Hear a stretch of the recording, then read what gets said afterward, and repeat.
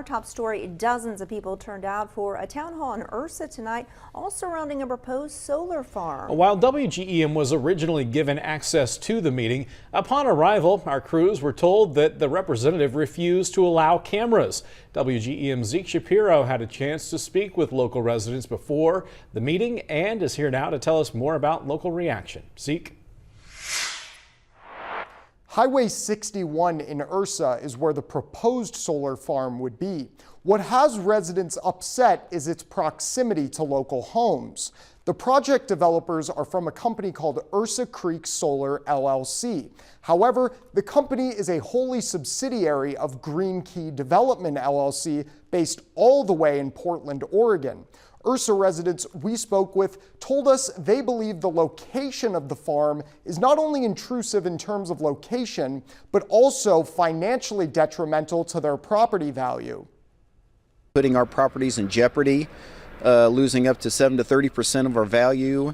And being Illinois, there is a law stating that we cannot recuperate our losses on this. So we will take the hit if this does go through.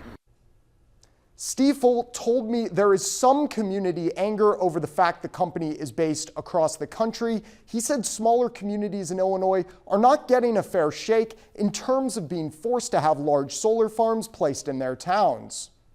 And this company, they don't know Illinois. I mean, why don't they put the solar panels in Oregon? Illinois right now, government is on a fast track to allow solar farms to go in pretty much wherever with no opposition. Stiefel added the community has reached out to their local state representatives, but were told there was very little they could do about the project.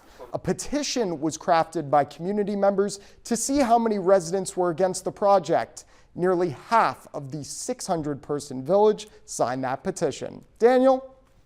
All right, thank you, Zeke. And there will also be another meeting next Thursday, April 24th at the Adams County Courthouse. That's at 6 o'clock in the evening.